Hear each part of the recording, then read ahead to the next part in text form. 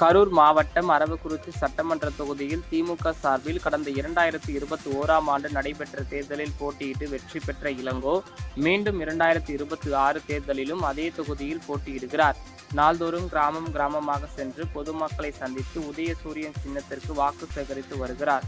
இந்நிலையில் அரவக்குறிச்சி சட்டமன்ற தொகுதிக்குட்பட்ட தென்னிலை மேல்பாகம், தென்னிலை கீழ்பாகம் ஊராட்சிக்குட்பட்ட கூனம்பட்டி, புளியம்பட்டி, எம்ஜிஆர் நகர், குன்னம்பாளையம், எல்லைமேடு, மலையம்பாளையம் உள்ளிட்ட பல்வேறு பகுதிகளுக்கு சென்று பொதுமக்களை சந்தித்து உதயசூரியன் சின்னத்திற்கு வாக்கு சேகரிப்பில் ஈடுபட்டு வருகிறார். அவருக்கு திமுக நிர்வாகிகள் மற்றும் கூட்டணி கட்சியினர் சால்வை மற்றும் மாலை அணிவித்து வரவேற்றனர். மேலும் அப்பகுதி பொதுமக்கள் வேட்பாளருக்கு ஆரத்தி எடுத்தும் பூக்கள் தூவியும் உற்சாக வரவேற்பு அளித்தனர். திமுக வேட்பாளர் இளங்கோ பேசுகையில், தென்னிலை பகுதியில் 40 லட்சம் ரூபாய் மதிப்பீட்டில் துணை சுகாதார நிலையம் கட்டி கொடுக்கப்பட்டுள்ளதாகவும் 35 கோடி ரூபாய் மதிப்பீட்டில் அமைக்கப்பட்டுள்ள துணை மின் நிலையம் சீரான மின் விநியோகத்திற்கு ஏதுவாக இருப்பதாகவும் சாலை விரிவாக்கம் உள்ளிட்ட எண்ணற்ற திட்டங்கள் செயல்படுத்தப்பட்டுள்ளதாகவும் கூறினார். அரவக்குறிச்சி தொகுதிக்கு ஒரு 1600 கோடி ரூபாய்க்கு நிதியை பெற்றுத் தந்த என்னாலும் நம்முடைய அமைச்சர், கொங்கு மண்டலத்தினுடைய பொறுப்பாளர், கரூர் மாவட்ட கழகத்தினுடைய ஆற்றல் மிகு செயலாளர் அண்ணன் வி. செந்தில் பாலாஜி அவர்களுடைய ஆட்சி பெற்ற வேட்பாளர், மதச்சார்பற்ற முற்போக்கு கூட்டணியினுடைய அங்கம் வகிக்கின்ற அனைத்து தலைவர்களுடைய ஆட்சி பெற்ற வேட்பாளர், உங்களிடத்திலே வருகை புரிந்து நீங்கள் எல்லாம் எனக்கு உதயசூரியன் சின்னத்திலே வாக்களித்து பெருவாரியான வாக்கள் வித்தியாசத்திலே வெற்றி பெற செய்ய வேண்டும் என்று உங்களுடைய பொற்பாதங்களை தொட்டு வேண்டி விரும்பி கேட்டுக்கொள்கிறேன். மாண்புமிகு தமிழகத்தினுடைய ஒப்பற்ற முதலமைச்சர் அவர்கள் இந்த 5 ஆண்டு காலத்தில் நம்முடைய பகுதிக்கு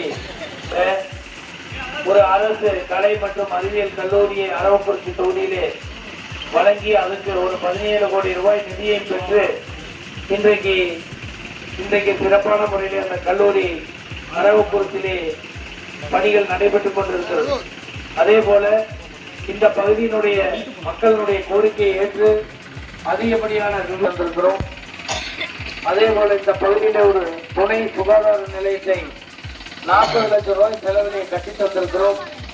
அதே போல தென்னிலை குடமுடி சாலையை 10 மீட்டர் சாலையாக விரிவாக்கம் செய்திருக்கிறோம். இப்படி எண்ணற்ற திட்டத்தை முதலமைச்சர் அவர்கள் நம்முடைய பகுதிக்கு வழங்கி இருக்கிறார்கள். அதே போல இந்த பகுதிக்கு ஒரு துணை மின் நிலையம் 35 கோடி ரூபாய் செலவிலே அமைக்கப்பட்டு அந்த பணி நிறைவு பெற்றுவிட்டது. இன்றைக்கு சீரான மின்சாரத்தை பெறுவதற்கு அது ஏதுவாக இருக்கிறது என்பதை உங்களிடத்தில் சொல்லி, மாண்புமிகு தமிழகத்தினுடைய முதலமைச்சர் அவர்கள் மகளிருக்கு பல்வேறு திட்டத்தை அறிவித்து, மகளிர் உரிமை தொகை என்பது மகளிரினுடைய மேம்பாட்டுக்கு அது மிக சிறப்பான முறையிலே அது உதவிகரமாக இருக்கிறது. அதை 1000 2000 உயர்த்தி தருவேன் என்று முதலமைச்சர் அவர்கள் சொல்லியிருக்கிறார்கள். அதை விட இல்லத்தரசிகளுக்கு ஒரு இனிப்பான செய்தி, 8000 ரூபாய்க்கு கூப்பன் கொடுத்துருவாங்கம்மா. அந்த கூப்பனை வாங்கி கொண்டு நீங்கள் எந்த கடைக்கு வேணாலும் செல்லலாம், உங்களுக்கு பிடிச்ச பொருளும் வாங்கிக்கலாம். அந்த அளவுக்கு அந்த திட்டத்தை முதலமைச்சர் அறிவிச்சிருக்காங்க.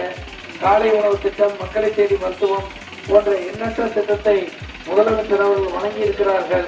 அதை நீங்கள் பெற்றிருக்கிறீர்கள். நீங்கள் எல்லாம் எனக்கு உதயசூரியன் சின்னத்திலே வாக்களித்து என்னை பெருவாரியான வாக்கள் வித்தியாசத்திலே வெற்றி பெற செய்ய வேண்டும்.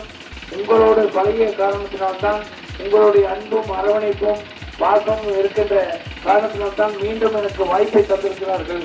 நீங்கள் வாக்களிக்க வேண்டிய சின்னம் உதயசூரியன் என்று கூறி வாய்ப்பை தந்ததற்கு நன்றி கூறி, சிறப்பான ஏற்பாடுகளை செய்த கழகத்தினுடைய அனைத்து நிர்வாக பெருமக்களுக்கும் அதே போல கூட்டணி கட்சியினுடைய நிர்வாகிகளுக்கும் நன்றி.